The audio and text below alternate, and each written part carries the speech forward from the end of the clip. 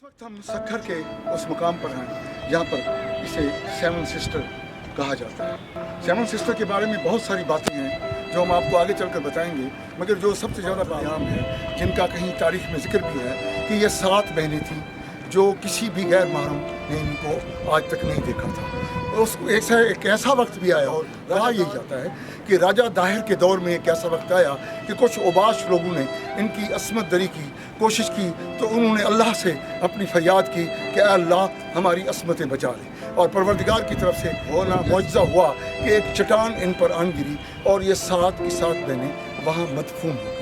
और ये है एक रिवायत। आगे चलकर तारीख़ी हवाले से हम आपको बताएंगे कि इसके अलावा मज़ीद क्या चीज़ें हैं और क्या कुतुब में क्या चीज़ है, किस कुतुब में क्या हवाला है, ये आगे चलकर बताएंगे। मगर ये कब्रिस्तान तकरीबन बता रहा है कि ये 400-500 साल पहले का कब्रिस्तान है।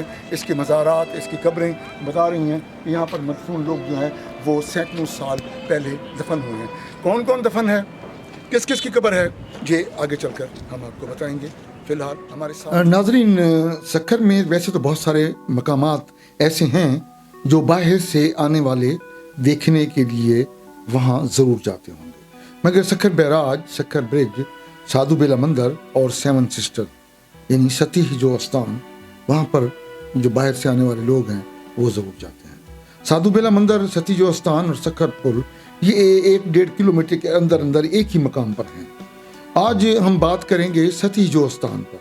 अगर आप वहाँ जाएं तो एक शख्स आपको ज़रूर मिलेगा, वो एक रटी रटाई गुफ्तगू में आपको जाहिर करेगा कि ये 7 बहनें थीं और बाश लोग उनकी इस्तें पामाल करना चाहते थे और उन्होंने अल्लाह से फरियाद की, अल्लाह ने मुआवजा किया और उन्हें ज़िंदा दफन कर दिया। बस इसके अलावा उसे मज़ीद कुछ पता नहीं है, ना ही वो जानता है। हमने कोशिश की कि तारीख़ी कुतुब में देखें कि इस मकाम के बारे में तारीख़ क्या कहती है। सिंधी में इस मकाम को सतन जो स्थान, उर्दू में 7 सहेलियों का मकाम, सतियों का डेरा, अंग्रेजी में 7 सिस्टर्स, फारसी में इसे सतियासर कहा जाता है। अकबरनामे में इस जगह को कोहे हफ्ते दुख्तर यानी 7 बेटियों का पहाड़ भी कहा गया है। तारीख के बहुत सारे मौरखीन ने अपनी अपनी तसानीफ में इस मकाम का जिक्र ज़रूर किया है, लेकिन इससे वाबस्ता फर्जी किस्से कहानियों का कोई और सर पैर नहीं है। इस मुकाम के मुतल्लिक सीना बासीना चली आने वाली मुख्तलिफ रिवायात में से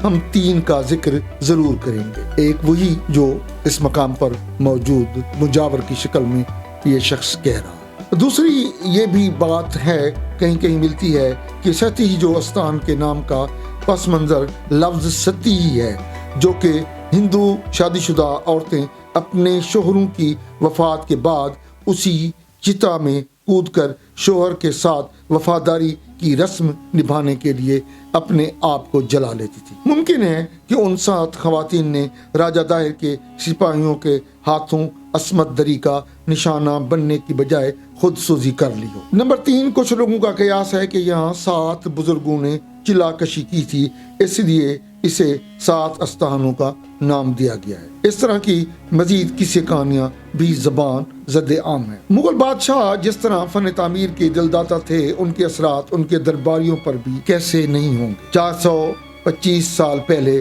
जब हिंद और सिंध पर मुगलों का राज था, उस वक्त मुगल बादशाह अकबर का नामजद करदा गवर्नर सिंध खान जमान अबू अल कासिम था। कहा यह जाता है, वैसे अब भी अगर आप देख लें कि गुमान भी यकीन में बदलता है कि ये जगह दरियाए सिंध के बिल्कुल दरमियान में एक कुदरती पहाड़ी थी। एक मर्तबा का जिक्र है कि गवर्नर सिंध खान जमान शिकार खेलते खेलते इस पहाड़ी के नज़दीक पहुंचा और उसे रात भी यहीं गुजारनी पड़ी, तो उसे ये जगह बहुत पसंद आई। दिन में धूप और रात को चांदनी ने ऐसा समा बांधा कि उसे लगता था कि चांद दरियाए सिंध ही से उभरा है और दरिया में ही अपनी चांदनी बखेर बखेर कर अंदर समो गया। खान जमान अबू अल कासिम को इस जगह ने सहर ज़दा कर दिया था। उसने फैसला किया कि अब जब भी हुकूमती मसाइल से वक्त मिलेगा, वो अपना वक्त दरियाए सिंध के दरमियान इसी पहाड़ी पर गुजारा करेगा।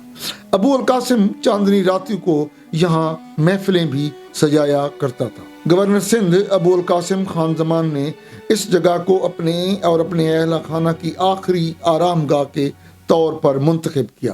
یہاں پر بنی قبروں کے کتبے کو دیکھیں تو آپ کو ٹھٹھا یعنی مکلی کا قبرستان ضرور یاد آئے گا، کیونکہ وہاں پر بنی قبروں پر جو نشان ہیں، جس پیلے پتھر پر وہاں پر کندہ تحریریں ہیں، اسی رسم الخط یہاں پر بھی تحریریں کندہ کی ہوئی ہے۔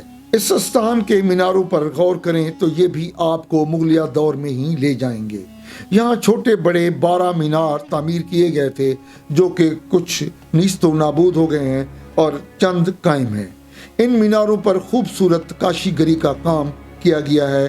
ابو القاسم کی وصیت کے مطابق اس کے قریبی عزیزوں کو بھی بعد میں اسی مقام پر دفن کیا گیا تھا۔ ان کی قبروں پر کی گئی خطاطی اور نقش و نگاری آپ کو ایک دفعہ پھر مغلیہ خاندانوں کی قبروں پر یا ٹھٹھا کے قبروں پر آپ کو نظر آئے گی۔ ستی جو استان میں مدفون لوگوں کو رتبے کے لحاظ سے دفن کیا گیا ہے، یعنی کہ خان زمان، میر ابو القاسم، گورنر سندھ اور اس کے قریبی رشتہ داروں کو سب سے اونچے مقام پر دفن کیا گیا۔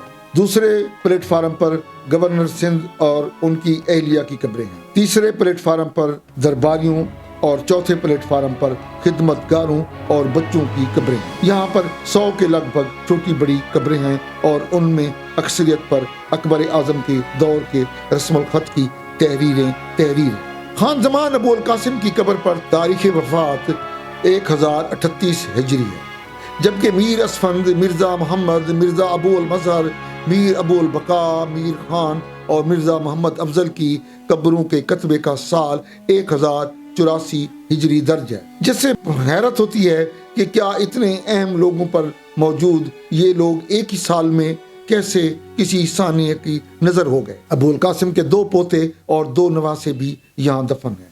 41 سال تک مغلوں کی صحبت میں رہنے والے ابو القاسم پر تعمیراتی جنون کا کچھ تو اثر پڑا ہوگا۔ لگتا ہے اس نے اپنی زندگی میں ہی قبروں کے کتبوں پر نقش و نگار کا کام کروایا ہوگا۔ ستی جو استان اب آہستہ آہستہ چولستان میں بنے قلعوں کی طرح ریزہ تو نہیں ہو رہا، مگر ان کی حالت مخدوش ضرور ہوتی جا رہی ہے۔ یہ تاریخی تفریحی مقام کے علاوہ عقیدت مندوں کے لیے روحانی مرکز بھی بنا ہوا ہے، کیونکہ یہاں پر شادی شدہ بے اولاد خواتین زائرین کی ایک بڑی تعداد 7 سہیلیوں کی قبروں پر حاضری دے کر اپنی منتیں مرادیں مانگنے آتی ہیں۔ یہاں پر موجود مجاور نے بتایا کہ اندرون سندھ، بلوچستان اور پنجاب کے دور دراز علاقوں سے بے اولاد خواتین کی کثیر تعداد آتی ہے۔